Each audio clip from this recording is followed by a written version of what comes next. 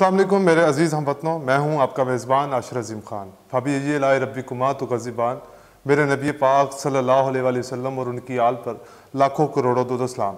नाज़रीन, जहां पर हुकूमत इमरान खान के लॉन्ग मार्च को रोकने की तैयारियां कर रही है, वहीं पर इमरान खान साहब अपने लॉन्ग मार्च को मज़ीद मजबूत करने के लिए और मुस्तहकम करने के लिए, आवाम को मुस्तहकम करने के लिए और उसको इकट्ठा करने के लिए अपनी तैयारियों पर भरपूर जो रद्द अमल दे रहे हैं। इमरान खान साहब ने क्योंकि पिछले दिनों में कुछ दिन पहले हाशिम का जो पंजाब के वज़ीर दाखिला थे, उनका इस्तीफ़ा ले लिया गया। कहा यही जा रहा था कि वज़ीर दाखिला जो हाशिम डोगर साहब थे, पाकिस्तान तहरीक इंसाफ की पॉलिसियों के मुताबिक काम नहीं कर रहे थे।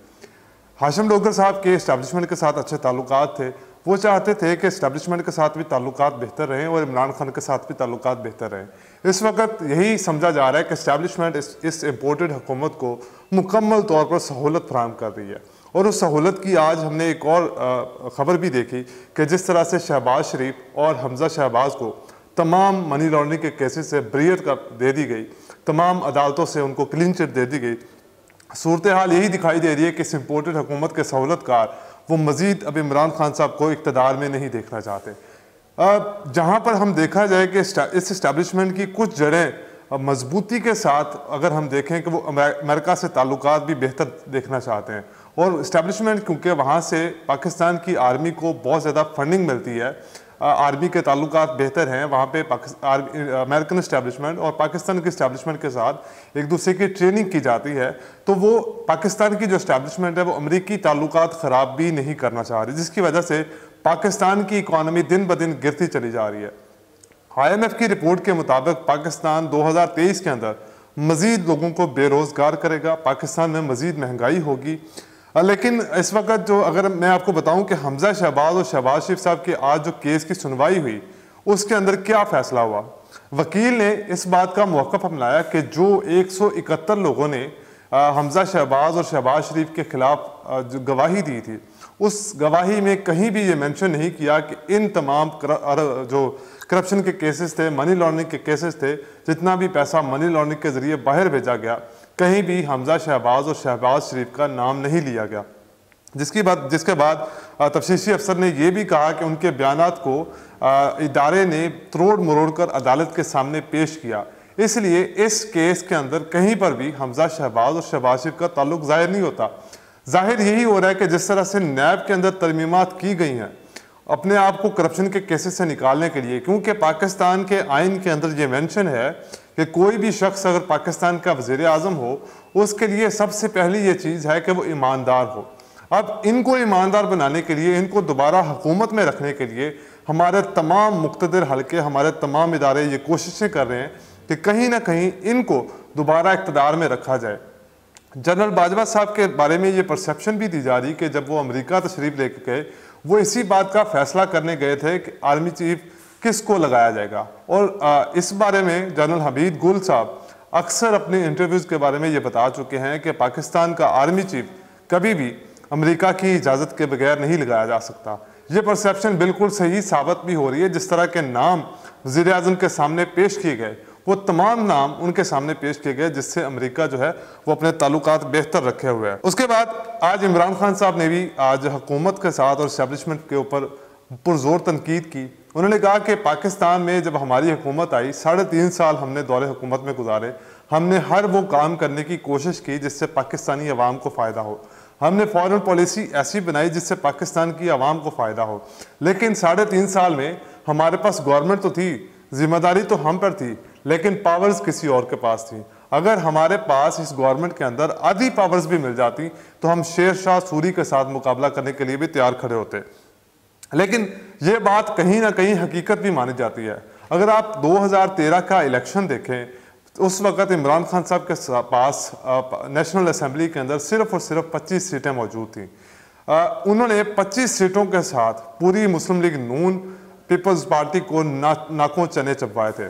और उसके बाद अगर देखा जाए, जब इमरान खान साहब इक़्तिदार में आए तो उनके पास टोटल 178 सीटें थी और उन्होंने उन 178 सीटों के साथ दुनिया की सुपर पावर के साथ मुकाबला करने का हौसला रखा और अमेरिका को ललकारा भी कि वो पाकिस्तान की आज़ादी और खुद मुख्तारी के ऊपर किसी किस्म की कोई आंच नहीं आने देंगे। अब तमाम सहाफ़ियों की तरफ से ये भी सोचा जा रहा है कि जो उमर सरफराज चीमा साहब को पंजाब का मशीर दाखिला लगाने की जो वजूहात थी, जब इनको पंजाब का गवर्नर बनाया गया था, इन्होंने तमाम PDM की जमातों को बड़ा ज़ोर का टक्कर दी थी और उनके मुकाबले में सही तरह से इन्होंने पाकिस्तान तहरीक-ए-इंसाफ के साथ खड़े होकर उनका मुकाबला किया था। अब जहाँ तक ये देखा जा रहा है कि हाशिम डोगर के इस्तीफ़े के बाद मियाँ असलम इकबाल को पंजाब का गवर्नर बनाने की बातें हो रही हैं। पंजाब का गवर्नर क्योंकि उमर चीमा साहब जिनको मशीर दाखिला बनाया, ये दोनों एक मजबूत उम्मीदवार हैं, दोनों आवाम के साथ बहुत ज़्यादा कनेक्टेड हैं, दोनों की आवाम में बहुत ज़्यादा मकबूलियत है, दोनों की अपने अपने हल्के के अंदर बहुत ज़्यादा मकबूलियत है, अपनी आवाम के साथ अटैच हैं, अपने लोगों के साथ अटैच हैं। ये एक मुंतखब उम्मीदवार हैं, जिसके बाद ये सोचा जा रहा है कि पंजाब की हुकूमत गिराने से पहले जो इस वक्त इस्टेब्लिशमेंट जो सोच रही है, जो पाकिस्तान की हुकूमत ये सोच रही है कि किसी न किसी तरह से पंजाब की हुकूमत को गिराया जाए, और इनके आने के बाद पंजाब की हुकूमत को गिराना थोड़ा सा इस्टेब्लिशमेंट के लिए भी और PDM की जमातों के लिए भी मुश्किल हो जाएगा। वज़ीर आज़म साहब ने कुछ दिन पहले चौधरी शुजात हुसैन से मुलाकात की और चौधरी शुजात हुसैन से मुलाकात के बाद ये बयान दिया कि तमाम PDM की जमातें एक साथ मिलकर पाकिस्तान में अपना हुकूमत का दौर जो है वो पूरा करेंगी। अब इसहाक डार साहब जिनके बारे में बड़ी बड़ी बातें की जा रही थी कि इसहाक डार साहब जब भी पाकिस्तान में तशरीफ़ लेके आएंगे तो पाकिस्तान की इकॉनमी को बेहतर बूस्ट मिलेगा, लेकिन उन्होंने आते ही IMF के ख़िलाफ़ जो एग्रीमेंट के ख़िलाफ़ फैसले किए तो फ़ौरन IMF ने उनको अपने पास बुलावा दे दिया। उससे पहले कि वो IMF से मिलने जाते, उन्होंने ये सोचा कि सबसे पहले उस शख्स से मिला जाए जिसको पाकिस्तान की अदालतों ने मफरूर और इश्तिहारी करार दिया है। अब वो इस वक्त लंदन में मौजूद हैं और मरियम नवाज साहबा जो कि MBBS की डिग्री पास नहीं कर पाई, नवाज शरीफ साहब जो मैट्रिक फेल हैं, उनसे पाकिस्तान की मुआशी तरक्की को बेहतर करने के लिए उनसे मुलाकात करने गए हैं और उनसे मशवरा लेने गए हैं। ये इस वक्त वज़ीर ख़जाना का हाल है। IMF ने इसके ऊपर रद्द-ए-अमल दिया कि पाकिस्तान में अगर यही सूरत हाल चलती रही तो पाकिस्तान की इकनॉमी बेहतरीन बनने की बजाय मज़ीद तनज़्ज़ुली का शिकार होगी, पाकिस्तान में बेरोज़गारी बढ़ेगी, पाकिस्तान में महंगाई होगी। 2023 का जो साल होगा पाकिस्तान के ऊपर बहुत बुरा भार बन के गुजरेगा, जो पाकिस्तानी अवाम के लिए जिस तरह के पाकिस्तानी अवाम के हालात हैं उसकी वजह से पाकिस्तानी अवाम जो है वो मज़ीद दलदल में घुसती चली जाएगी।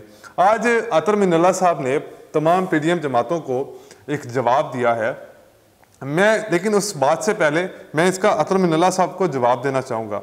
सुप्रीम कोर्ट ने आज कहा कि जी जितनी भी नैब के अंदर तरामीम की गई हैं, इन तरामीम की वजह से पाकिस्तान में करप्शन को मज़ीद फ़रोग़ मिलेगा।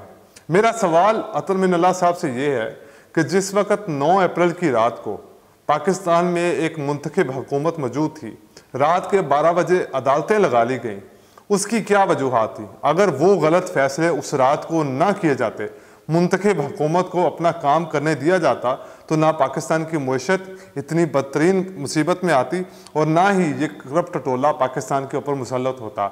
इन्होंने सिर्फ और सिर्फ इक़्तिदार में आकर पाकिस्तानी अवाम को रिलीफ देने के बजाय सिर्फ अपने साथियों को रिलीफ दिया। फवाद चौधरी, तलाल चौधरी जैसे लोगों को इन्होंने रिलीफ दिया और उनके साथ बैठकर हुकूमत को मजबूत करने की कोशिश की। अब एक और भी मंसूबा बनाया जा रहा है कि जिस तरह से इमरान खान साहब की मकबूलियत है, अगला इलेक्शन इन तमाम PDM की जमातों के लिए जितना मुश्किल हो रहा है। इस्टेब्लिशमेंट इस वक्त इस बात पर गौर व फिक्र कर रही है कि किसी न किसी तरह से अगर दोबारा इलेक्शन होता है, इन तमाम PDM जमातों को इतनी सीटें फराहम कर दी जाएँ कि दोबारा से ये लोग एक इत्तेहादी हुकूमत बना सकें। अब नवाज शरीफ साहब ने तमाम मुख्तदिर हलकों से एक फरमाइश सामने रख दी है। उन्होंने कहा जी वो पाकिस्तान उस वक्त तशरीफ़ लाएंगे जब इस्टेब्लिशमेंट पाकिस्तान के मुख्तदिर हलके इनको तमाम केसों से बरी नहीं कर देते। तो लाडले हैं, इनकी तमाम ये ख्वाहिशात भी पूरी कर दी जाएंगी। इमरान खान साहब ने इक़्तिदार में आने के लिए वो तमाम कोशिशें अपनी शुरू कर दी हैं जिसकी वजह से पाकिस्तान में इस रजीम चेंज ऑपरेशन को रिवर्स करने की सलाहियत हो। आज मौलाना फजलुर रहमान साहब ने, जिनकी बात उनके अपने घर वाले नहीं सुनते, उन्होंने आज इमरान खान साहब को एक धमकी दी है कि खान साहब को दोबारा हुकूमत में आने नहीं दिया जाएगा। ये शख्स अमरीकी साजिश के खिलाफ पाकिस्तान के ऊपर मुसल्लत हुआ। मेरा पाकिस्तान के मुख्तदिर हलकों से ये सवाल है कि ये जो शहबाज शरीफ, हमजा शहबाज को बरी किया गया है। उन तमाम इदारों का, तमाम अफसरान का क्या कसूर था जिन्होंने बड़ी मेहनत से इस केस के ऊपर काम किया और काम करने के बाद पाकिस्तान की आवाम के सामने हकायक रखे, इनकी मनी लॉन्ड्रिंग को पाकिस्तान के सामने लेकर आए। लेकिन खैर यहाँ पर मेहनत का सिला कम ही मिलता है और सिर्फ चोरों और करप्ट टोले को यहाँ पर पाकिस्तान में हुकूमत बनाने का भी मुकम्मल हक है और इन्हीं को तमाम जो है वो सहूलियात फराहम की जाती हैं। आज के लिए इतने ही, मुझे दीजिए इजाज़त। अल्लाह हाफिज़।